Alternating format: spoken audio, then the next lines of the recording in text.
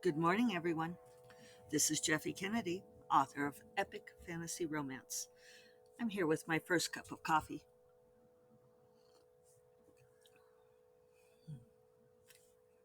It's actually my second cup of coffee. Today is Tuesday, May 24th. Is that right? I did double check. I was trying to give you guys like a little bit of scenery. I'm later this morning because this is actually the second podcast I've recorded. I recorded the first one, and then the more I thought about it, the more I thought, I'm not ready to talk about all of that publicly. So it's the lost podcast recording, and this is the second one for the day.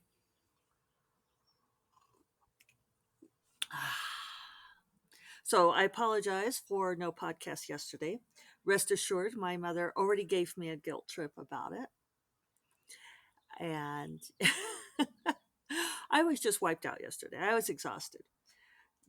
Nebula Conference was fabulous and exhausting and trying at times. There were a lot of things that were wonderful about it. There were some things that were very difficult about it. Um, and I very much appreciate everybody who has reached out and offered support. Overwhelmingly, people have been really supportive, and you all are awesome. I appreciate that. Uh, the Nebula conference went very well, all things considered. We did not like the air meet interface at all. In fact, everyone was looking forward to being able to set it on fire once the weekend was done. Our own created system had been much better for previous years. So next year, looking forward to doing a hybrid conference, seeing a lot of people in person, and we will come up with a different system for the conference. One thing that was funny about AirMeet was that if you were logged into the system, there were, I mean, it was very pretty, it looked nice, but if you were in there and a panel started, it would suck you into the panel, which we began to refer to as wormholing. It was, we turned out to be prescient because those of you who have been able to watch the Nebula Awards ceremony, it was live streamed, it was recorded, it'll be available if it's not already. I loved the Nebula Awards ceremony. Kate Ristaw knocked it out of the park. She deserves so much kudos. Kudos. I know somebody who used to pronounce it kudos, and there I accidentally said it that way. Kudos for all of her amazingly hard work, ably assisted by LD Lewis, who handled the technical direction. Kate just pulled it together amazingly. And so, for those of you who saw it, you saw that we had recordings from Neil Gaiman coming in as a time traveler and with references to wormholing. So, so yeah, the wormholing thing, where even if you were like at one of the virtual tables and having conversations with somebody, you got wormholed into their into the panel, or into office hours, which were supposed to be private. That was really charming at first, where it was supposed to be like a one-on-one thing, and you'd get 50 people sucked in there. And when we came back to AirMeet and asked them to fix the problem, that they seemed to believe it was a feature and not a bug. That this is like, oh, but this is how you get participants to your panels. It's like, no. The other charming, not charming thing about it was that it would wormhole you into whichever panel started first. So even people who had particular panels for that time slot, like saved on their schedule, it would still wormhole you into whichever one started first. It was an abysmal system. We, our conference project manager, Kathleen Monin, who also did an incredible job, she was compiling a document of all of our technical problems that I can't remember exactly, but she had it entitled something like "The Flaming Garbage Wreck That Is AirMeet." So we are not pleased with air meat. We paid a fair amount of money to use that flaming garbage wreck. But our staff was amazing. Kate Baker, Tara LeMay, Becca Gomez Farrell, all rocked it. People put in a huge amount of work.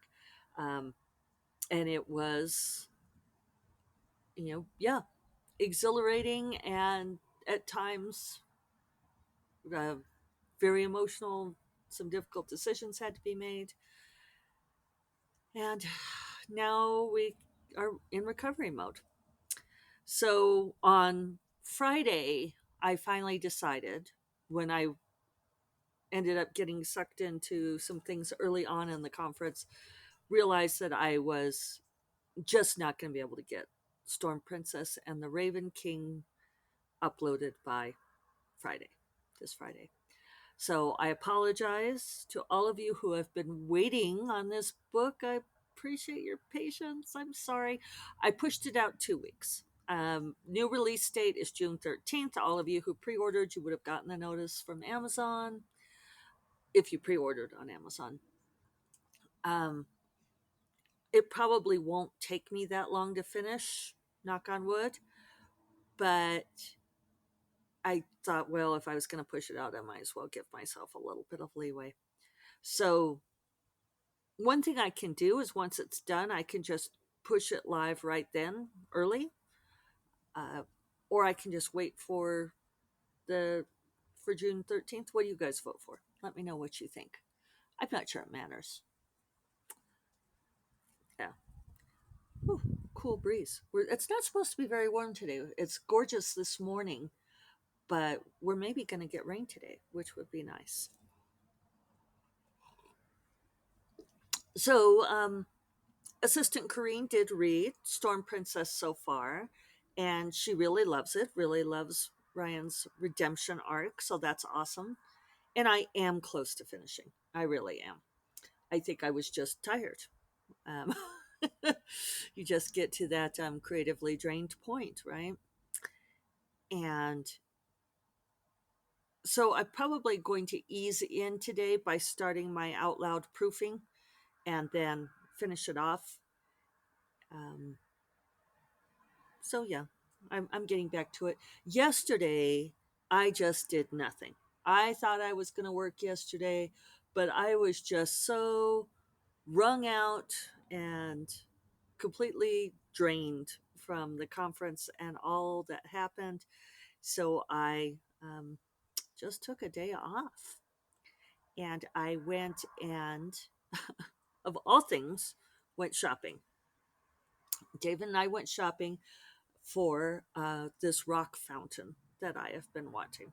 And when I get it, I did buy one. When I get it installed, I will share pictures of it. My mom asked me to share a picture, and I was like, oh, forgot to take one at the shop. Um, but they're really cool because they're natural rock, and you dig a basin down in the ground, and then there's a grate that goes on top of it with smaller rocks on top of the grate. So the water spills down over the rock and goes back down into the basin to be recirculated. So it really saves on water, and there's a lot more water um, stored inside, so you don't risk burning out the pumps.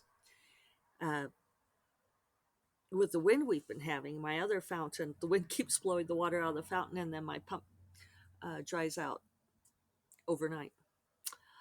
Alas. So, those of you who have been listening to the podcast for a long time know that uh, my mind just went temporarily blank there. What do you know? What do we know about me? Um, I don't know. Oh, that I'm a big believer in rewards. That when we've been doing a whole lot of work, going to a tremendous effort, that it's very much important to reward our subconscious selves, to give ourselves a treat, the benefit of something that um, is desired.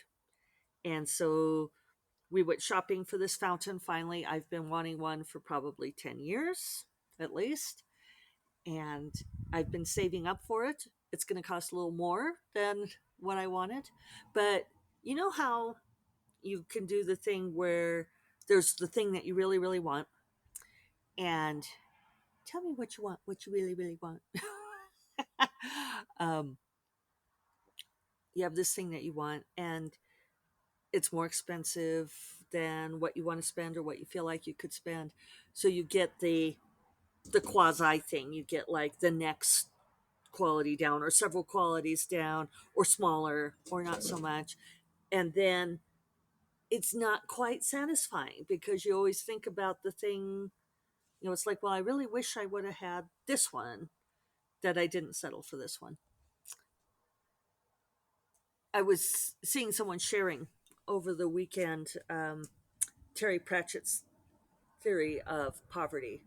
It's probably not his, but this is what he wrote up in a book about the poor man who buys the that a good pair of boots costs $50, and that but the man only makes $38 a month, and so it's very difficult for him to pay $50. So instead, he buys the $10 pair of boots, but those wear out in a year. So in a year, he has to buy the $10 pair of boots again, and it's nicely written. It's from one of his books, and it goes into the downsides of the shoddy pair of boots that wears out.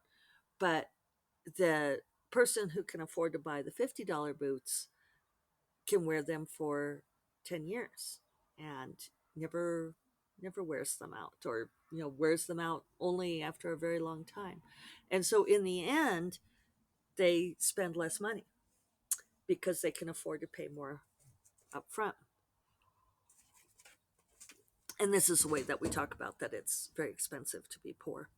And that's not a perfect analogy for what I'm doing, because obviously this is a frivolous purchase. This is not something that I need to make it to work or to keep a roof over our heads, but it's a special treat.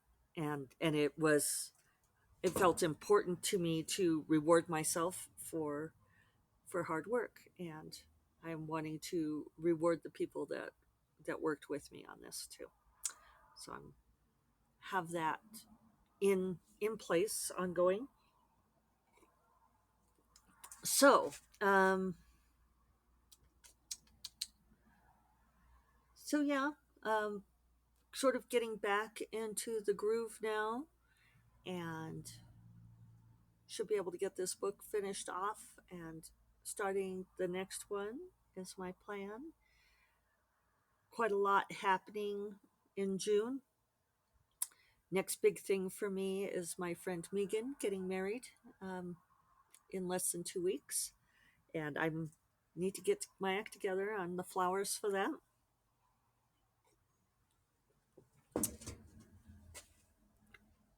And let's see. Yeah, I do need to make a plan there. And then hopefully I'll get that fountain installed in like the next week, they said. So that'll be exciting. Maybe we'll do a special podcast by the fountain. How exciting is that? Don't say that we don't have fun here at First Cup of Coffee.